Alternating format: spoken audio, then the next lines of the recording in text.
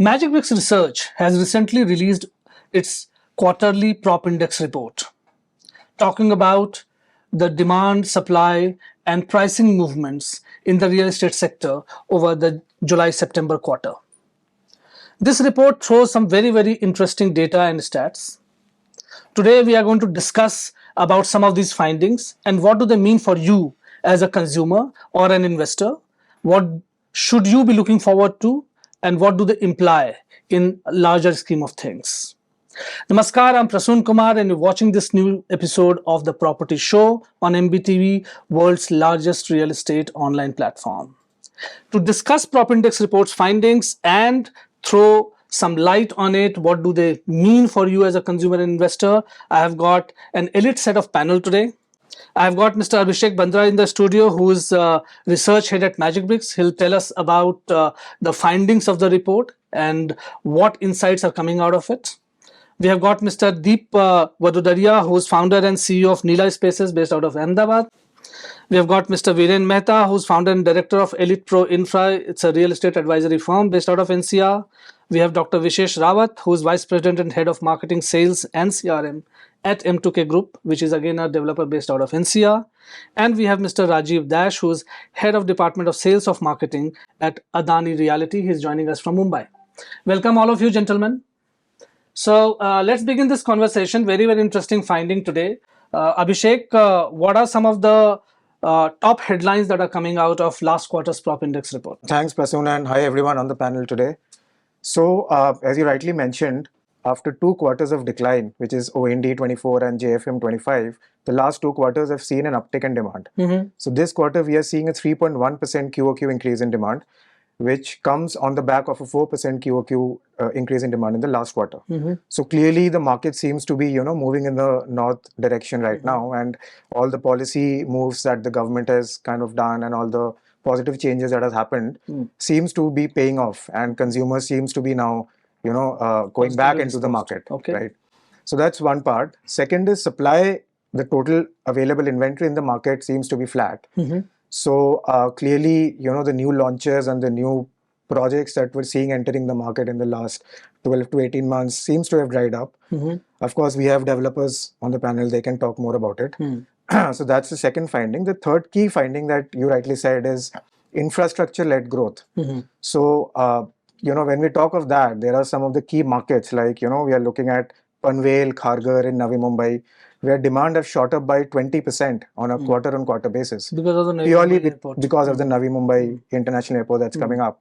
Similarly, your Dwarka Expressway corridor, New Gurugram, these are some of the markets in Gurgaon where the demand is really picked up. So here we are looking at around 35 to 40% increase in demand in the last quarter. That's huge. That's huge. So so these are some of these key findings that we have. Wonderful. So let's just build on these findings. Let me start with you, Deep. This entire uptick of demand that we are seeing for last couple of quarters, what do you think is driving it? What are the catalysts at this point of time? What is interesting consumers, especially when the supply has dried up? So no new project, no new kind of news in the market, but consumers are coming back. What is driving this? I think what is driving this is obviously the India growth story. Obviously, everybody is making, we're at the thick of the action when you talk about the infrastructure growth, because GIFT was one of the leading players laying down this foundation in terms of infrastructure-led city growth.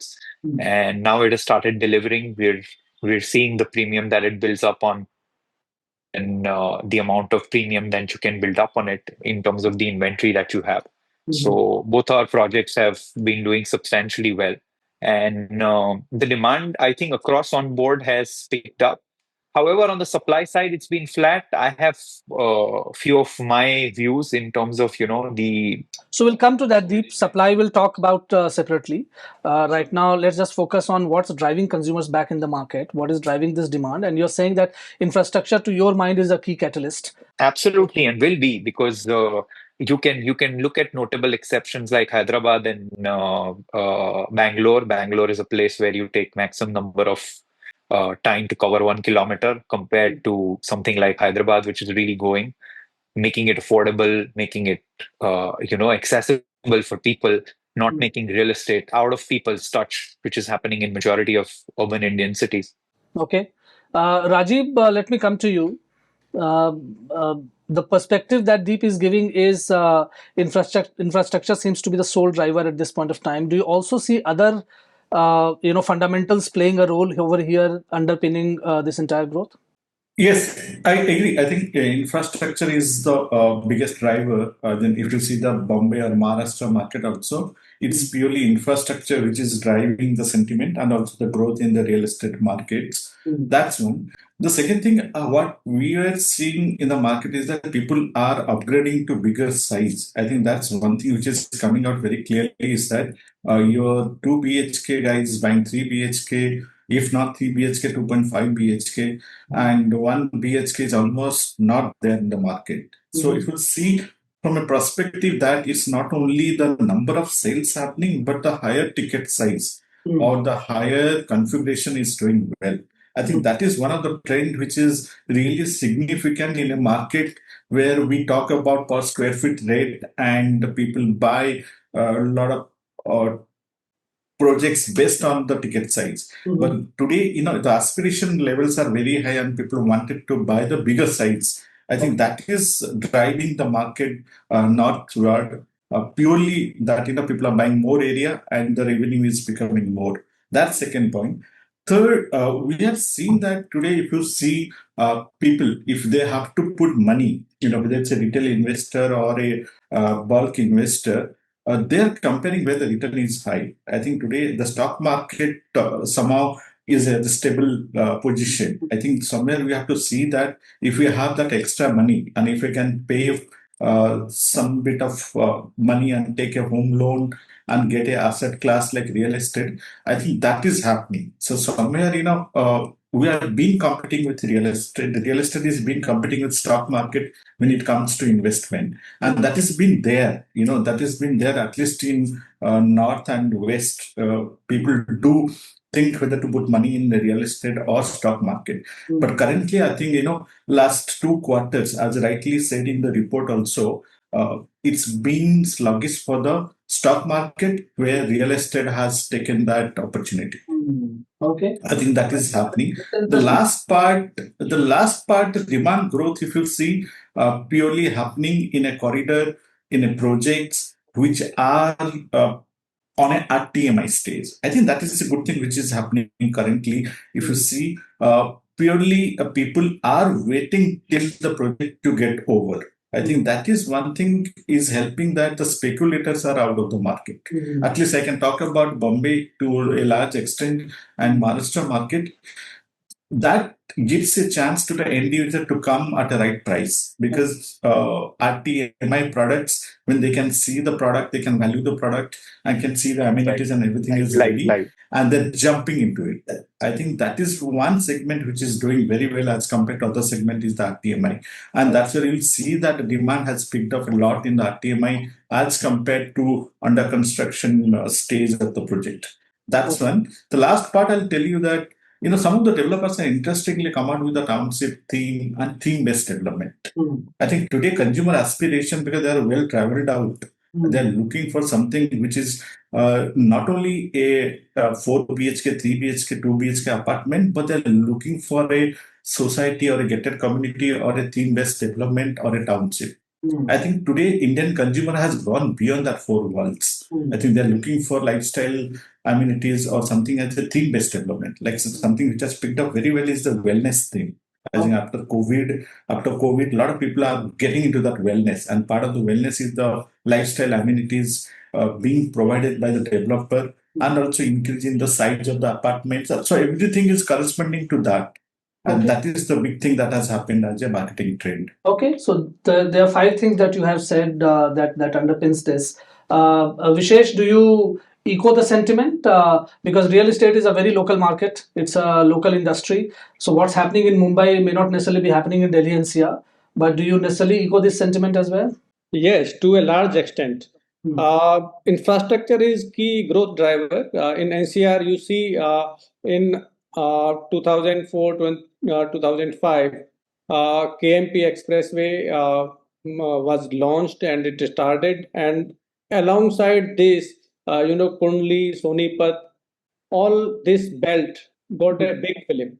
And today, if you see, prices have been at least 10 to 15 times, be it plotting or apartment, anything out there. You see Dwarka Expressway, connecting Dwarka to Gurgaon, it has been phenomenal from real estate perspective. You see multiple sectors are growing very rapidly.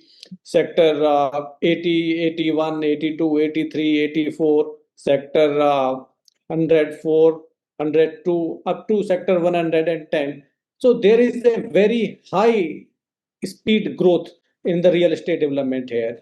If you see prices also gone up since 2008-9 it started, and if you see today, so rates have almost tripled in last 10-12 years here, and UER2 is being opened. So the areas that are going along with the Dwarka Expressway, they will also be limelight soon. Very recently, yesterday only, there has been a observation that rapid rail corridor, it will be extending from Dharwada to Bawal.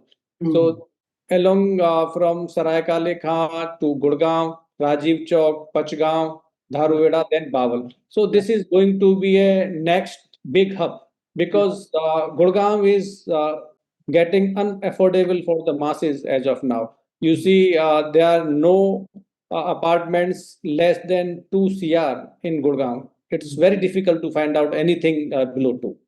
Okay, so you also are saying that infrastructure is more or less is what is the story, and that is what is driving this. Viren, when you are dealing with consumers, buyers specifically, one point that Rajeeb mentioned, which was about this positive sentiment or euphoria around the growing economy, and therefore the aspiration, that is coming into play, and that getting realized, and people moving to larger spaces, etc. That's also one of the catalysts of this growth. Do you see that happening in NCR, especially in Gurugram? ये तो last 2 year से exactly जो sir ने point बोला बिल्कुल exactly same है। Last 2 year से demanding of luxury रेजिडेंसीज काफी इंक्रीज हो गई है। अच्छा, लोगों का टेस्ट, क्योंकि अब लोग वेल ट्रैवल्ड है, प्लस इसमें मैं मानता हूँ कि डेवलपर भी बड़ा मेजर रोल प्ले कर रहा है। जितने भी प्रोजेक्ट्स वो लॉन्च कर रहे हैं वो सब अल्ट्रा लग्जरी सेगमेंट में with open green area, sizes of houses काफी बिग हैं, तो उस वजह से बेनिफिट तो ओवरऑल सबको मिल ही रहा है। तो इसके डेवलपर ने भी बहुत मेजर रोल प्ले किया है लास्ट 3 ईयर से। अगर आप देखेंगे तो जितना ultra luxury segment Delhi NCR में लॉन्च हुआ है वो कहीं भी नहीं है।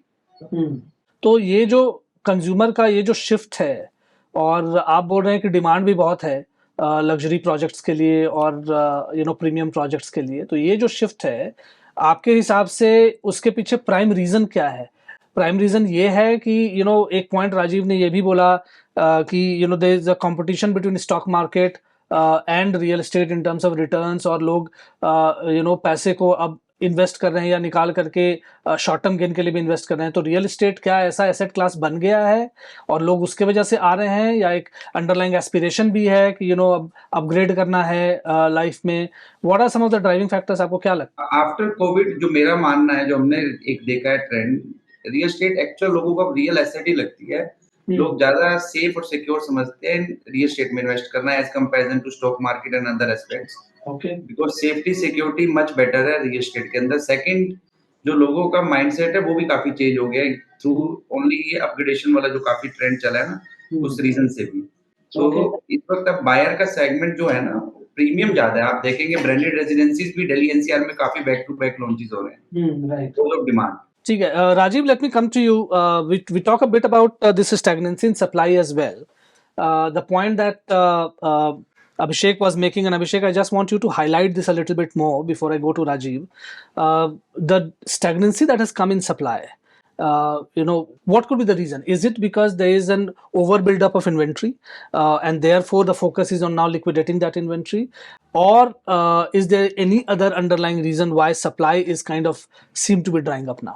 I think one important reason could be that, last before this quarter, the last 6 months, maybe before this quarter, there was a slight lull in the market, right? So maybe the supply side, which are your developers, they could have been a little cautious, in coming up with new inventory. Of course, the premium market has been doing well, but launching a new project is good when the market is doing exceedingly well. Yes. So maybe that could be one of the reasons that we did not see many launches happening over the last 6 months. Okay. So that's one reason. Second reason is, of course, I think the buyers are also a little cautious in selling apartments today. Because if they are not selling apartments, then your supply will, of course, be low. You're talking from secondary market point of view? From a secondary market point of view. Investors maybe are looking at the right time to exit the market today, because the prices maybe are not very high, and they are looking at appreciation to happen maybe but bit more over the next 12 months. Okay. So that could be another reason which I see as a reason why supply may be flat. Okay. Let me take that to Rajeeb. Rajeeb, what will be your take on why supply seems to be drying up right now? I think there are two things. One is that generally we see a lot of supply coming during the festive season. If you see the real estate, everybody gets up to the festive season. I think this year you'll see the supply is going to come mostly in the Jan quarter, Jan, March. And purely why that's going to happen, I think one of the strong reasons for that is that, at least Maharashtra, Bombay projects got stuck due to NGT orders. Okay. There was an order which was there that close to the vicinity of Sanjay Gandhi National Park and any eco-sensitive zones, the approvals were being stuck. So a lot of developers had the projects, but they were stuck due to that NGT and the eco-sensitive zone regulations. I think that waiver has come a couple of months back. So now we see that which the preparation could have been done in May, June. Now the preparation is happening now. So those launches are postponed. But at the end of the year, you'll see the Jan March quarter will have a lot of launches and a lot of competition happening. Purely because there was a push which has happened due to the regulation change. But that you say from a Maharashtra perspective, that was a very local Mumbai issue, not even Maharashtra issue. That was a very local Mumbai issue. But this is an observation pan-India, right? It's not only in Mumbai where the supply seems to be drying up. It's happening across. Could there be a larger consumer issue? I think that is not a consumer issue. I think there is one trend which is shifting also. I think it has been there in your report as well, is the RTMI. People are waiting for RTMI. Okay. I think that is where getting more velocity and also price. From a developer point of view, I get more pricing for RTMI. And second thing is that people also, the customers are happy to get into a ready to move in structure or a ready to fit out structure.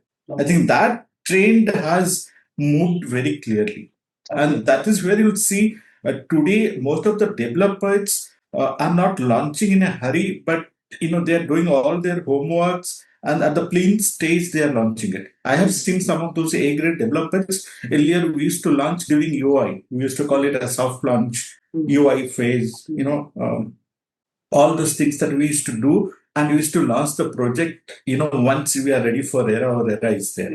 But today, I think people want to give that confidence to the consumer so that you get the right price for the product. So we are not in a hurry to launch without breaking the ground or having the plinth. Most of the projects are getting the plinth and they're launching it. Because if I am at the plinth stage, I can get 35-40% collection. So if I want to break it before the plinth or before the ground, I can collect only 10%. So why not to wait for the plinth? So most of the mindset for a A-grade developer has changed. And that is for the betterment of the category and also essential for the category like real estate. That we don't break the project and wait for a year to break the ground.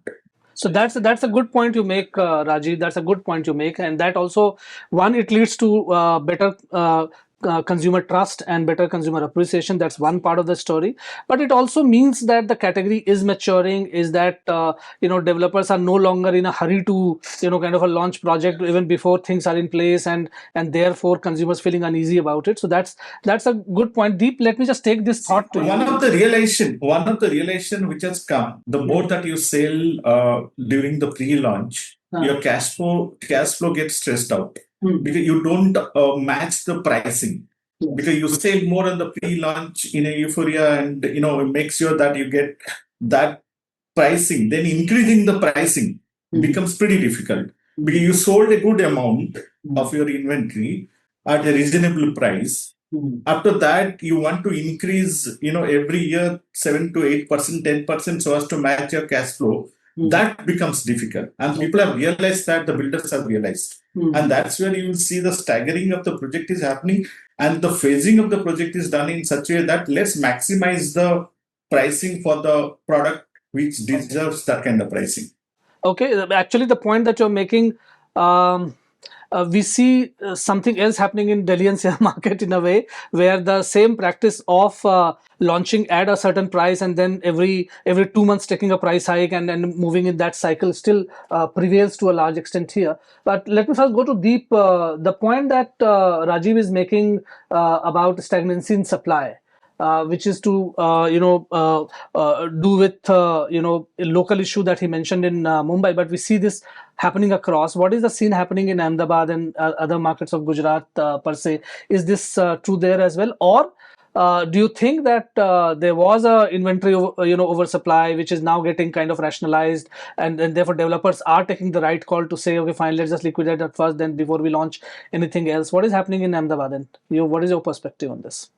So in the Ahmedabad front, I specifically feel there is oversupply in specific categories, and that largely tends to happen when there is not real research done. Largely, I mean, grade A developers are not making that mistake, but real estate development, as you know, is a very regional game. What we've seen pretty much here is that once luxury starts doing well, you have so many luxury project launches, not really talking to the consumer about what they really need in the specific category. So I feel those sort of developments, which are not mindful developments, also add up to this unsold inventory, which is really not doing of the category or the specific demography, but just mindful developers are needed. When we talk about gift, obviously the supply is regulated. We are in a good state, and because we have limited residential opportunities there. But specifically talking about us again, building up on what Rajeeb sir said, I think made a brilliant point there that specific category related, what value are you adding to the consumer? Is what the story is right now. He specifically touched the subject on wellness. Our newest project is focused on wellness, and we're able to command almost 25 to 30% capital premium on our asset. So specific category value creation, what do people really want? Very hyper localized communities, what are their needs? The copy paste model in real estate doesn't really work because all of these categories are hyper local. The behavioral changes, how people are changing. So it's a highly changeable market. Like you're saying, NCR is operating in a purely different fashion. But what we are also seeing in Ahmedabad is that in the last 6 months now, traders are losing ground because there is stagnation of rates. I hope it is for the better. Not that investors are not short-term investors are not a good category, but it's just that it cannot be the only driving force in driving real estate prices and then eventually making it unaffordable for real users to go on. So I think the game again going to revolve around how livable are you going to make the cities, and how pleasant is their experience in terms of commuting from one place to the other. Sure. Which is where I see most of the cities in the country struggling. So, Abhishek, another important point that came out of PropIndex was, and all the panelists are emphasizing on it, how infrastructure has now become a key catalyst for drive of demand in real estate, right? What are some of the important insights that are coming out on this front? So, as I mentioned previously, that if you look at some of the key markets like Mumbai, Navi Mumbai, and Noida, which is your satellite, Noida and Gurgaon, the satellite towns to New Delhi, a lot of infrastructure boom is happening around here. So if I look at Navi Mumbai as a market itself, so Navi Mumbai has witnessed a demand increase of close to 13% on a quarter-on-quarter basis. Okay. Pune has witnessed, which is a key GCC hub, a commercial hub in India right now. Close to 350 GCCs are there in Pune right now. So Pune has seen a remarkable 40% price appreciation and a 15% demand appreciation in the last 1 year. Okay. So these are some of the key markets where infrastructure has played a big part. And Gurgaon definitely, as Viren also mentioned that Dwarka Expressway and New Gurgaon and Sona, these are some of the key markets, where we are seeing a rapid demand increase. okay, So double-digit growth of 15 to 20% happening okay, across these markets. okay. Let me take this to you, Rajeeb, first. The infrastructure point that we are talking about, there are three things, right? There is a intercity connectivity which has dramatically improved in India, and that is giving fillip to a lot of demand happening now. Then there is intercity connectivity that remains probably a challenge still, and within city peripherals or the new land parcels that are being allocated, the connectivity well within is something that is also under improvement with metro and with a lot of intercity connectivity projects that are there. RRTS, Vishesh spoke about how that's gonna kind of connect a lot of nearby areas, and of course the emergence that of GCCs that Abhishek is talking about, how some of these new commercial real estate development is also leading to build up of a lot of demand in cities now. So infrastructure as key catalyst for growth. How do you see this? How long do you see this happening? And do you think this will be a pan-India phenomena? Is this a sustainable growth which is led by infrastructure boom, or is this a short-term, for the moment growth, and then we'll have to go back to fundamentals? I think infrastructure is a key driver for real estate. I think we have seen it in Bangalore, Hyderabad. Bangalore, the south moved to north. We were talking about before the airport. There is no water supply in North Bangalore. So how people will live and stay. Today, see what's happening to Bangalore. All the projects are coming in North Bangalore. So that's our internal case study. Live about outside India, where you have seen any airport side development. That's where the real estate also moves purely from the point of view that it's not only commercial and residential, but the hospitality and other sector, ancillary sector, they come along with the airport and service sector that comes. And that is a key driver. And to sustain the infrastructure growth, I think today, if you see all over India, the infrastructure growth is not only sustainable, but I think the announcement to do new projects is being there throughout different cities. Like now, Bombay, if you see, after the new airport which has opened in Navi Mumbai, they have announced for the third airport. So today, I think the case is different, at least before the inauguration of second, where the government is talking about and the authority is talking about the third airport. I think that is the difference that they have seen, and that is the only way. I think if you see, real estate is the second largest driver contributor to the GDP. And they have realized that the real estate is the only one that can drive your GDP and make it a $1 trillion economy after the agriculture. Then they have to boost the infrastructure. And that is where I think it is sustainable purely from the point of view. A lot of infrastructure gains are happening. We are talking about only the airport and the interstate connections and everything, but if you see, some of those game changer is the metro.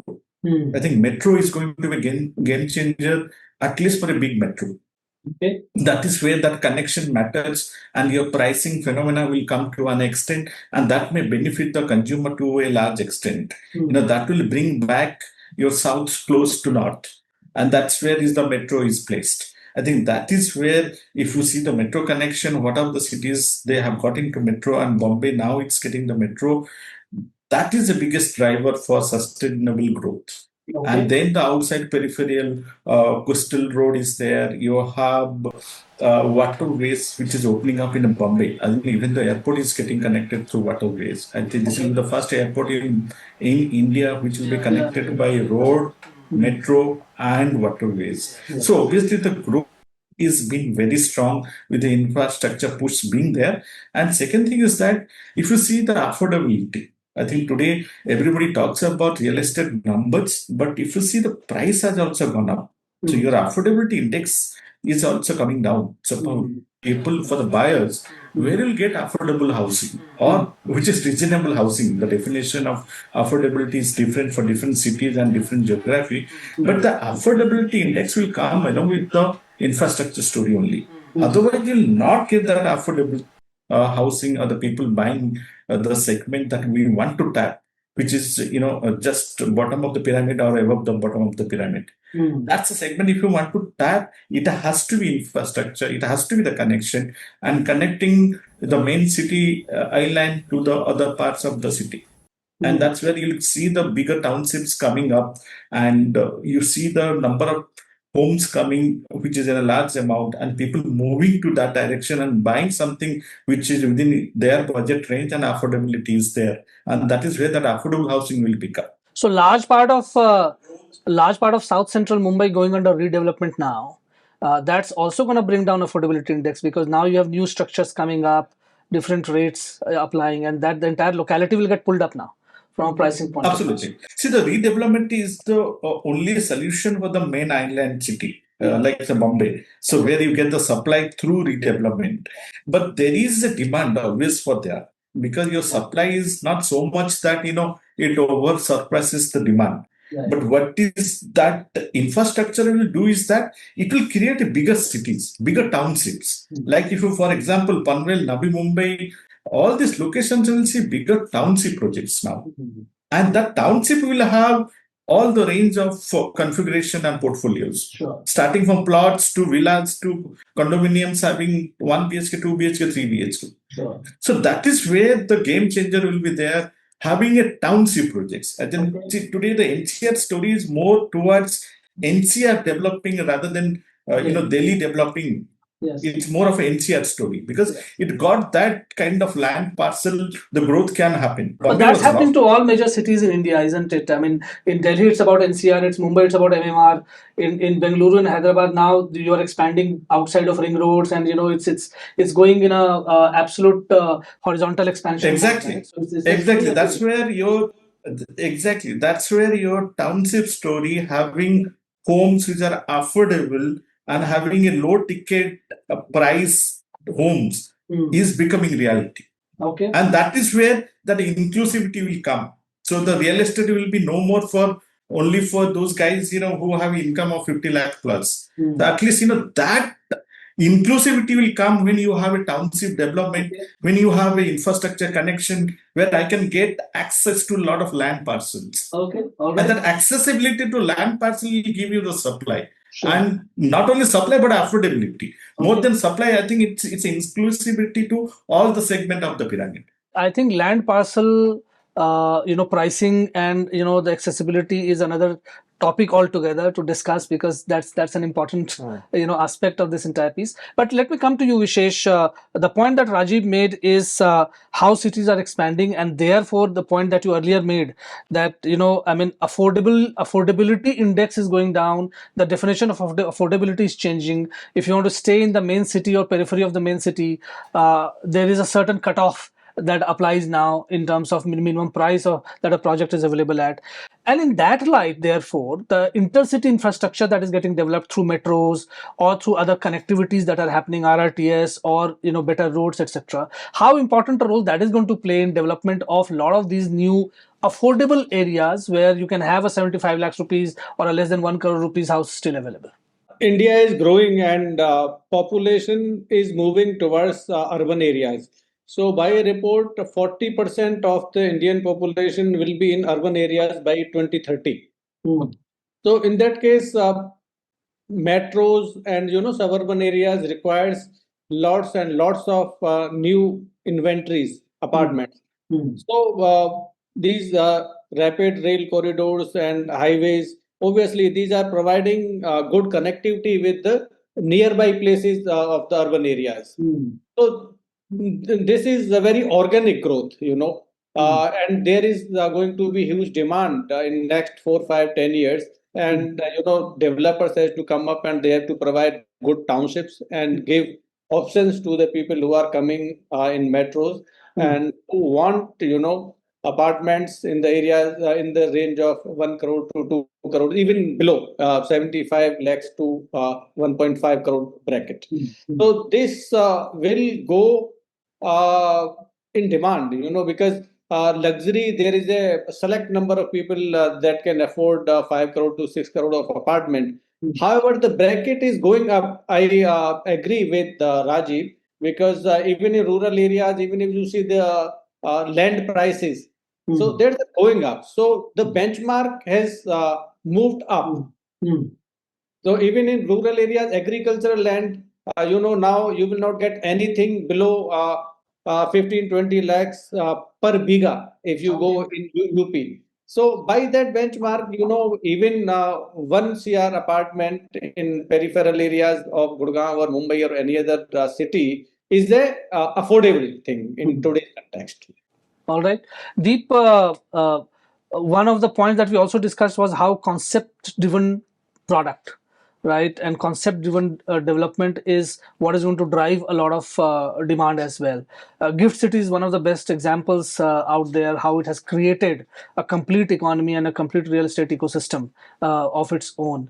How much do you think those kind of projects or those kind of ideas, how many of those ideas are actually coming in, or are concepts like Gift City one in a few which are coming here and there, or do you think this is really now becoming sort of a norm rather than exception? So Gift City is the first city which they are delivering. I don't think the scale of this city, I mean, there's a time window associated with it. So future is of course creating parcels like these into smart cities, but this is really an operational smart city. Everybody must come here to see how it's operating, and it's not on a piece of paper now. It's all the buildings currently are operational in there. We bought 10 million square feet of construction happening right now. It's a construction and real estate company's delight to come to Gift right now. We've about 23, 25 cranes constructing a lot of these GCCs, which are going to come in there, like Pune sort of cities. Gift is a different territory, of course. Um, Specific category, like you said, the category creation. I think wellness in general, not just in terms of an amenity, but just general well-being, like Rajeev said, post-COVID, is an uptick. And as we move forward into future-ready homes, I think taking care of yourself is one of the biggest aspects. Community. The way I don't think we've spoken enough, the way community or how people's behavior has changed towards more community driven buying in real estate, because they've realized how important communities are. We're coming in from times in pre-COVID where, it was like a flex in urban India to tell people that I don't even know who my neighbor is, to getting back into that proper zone where, you're really concentrating on what the community really does for you. So I think community, the infrastructure. Interesting point the gentleman made there, that in Gurgaon there's no real estate or apartment that is below 2 crores now. Below 2 crores, which is an irony, because Gurgaon was supposed to be one of the cities which could have actually done something like what BKC was supposed to deliver, which was the walk to work city concept. This is now increasingly driving people out, where I assume majority of the people have to commute a lot, and traffic is a big situation. And that's where I again emphasize that infrastructure is your new developer of the country. And I would like to make a very important piece here, that this is a golden period for our country. The consumption will keep rising, people will keep upgrading, our cities will keep growing. Supplies are supply and demand in terms of overall real estate may vary area wise, but this whole quarter looks like a big consumer quarter for the Indian consumption pattern, and we're pretty excited. And I think if infrastructure starts delivering, which I feel in every city, actually, if you look at it, we are a democracy. It's a little slower because we are comparing it with maybe countries which are not democracy, but some of the big ticket projects, like in places like Bombay, have started delivering. and we can see the sea change in terms of what it's making a big difference and impact for people, like the Navi Mumbai Expressway, the airport that's shifting there, the coastal way opening up. So the big ticket infrastructure projects, when they start delivering in these cities, they're going to bring about a sea change. But what I feel is a lot of mindfulness is needed from the developers and from the regulators and infrastructure providers to you have some mindful development for the future, so that we can have these sustainable growth and not move into these patterns and macro areas where they become completely unsustainable in terms of living, in terms of growth, or in terms of even commuting there. That's a good point. The thing about infrastructure, it also shifts the center of gravity of a city, right? As you rightly mentioned, right? The center of gravity of Mumbai is probably shifting towards Navi Mumbai Ural. The center of gravity of NCR is shifted earlier because of Indira Gandhi International Airport towards Gurgaon. Now probably it's going to shift towards Noida and Greater Noida. So that it has that power. So before we end, I'll come to each of you with a very, very rapid fire-ish kind of a question, and we'll take your quick view on it. Let me start with you, Vishesh. All of you seem to be very, very bullish about the future of property market in near term to mid term.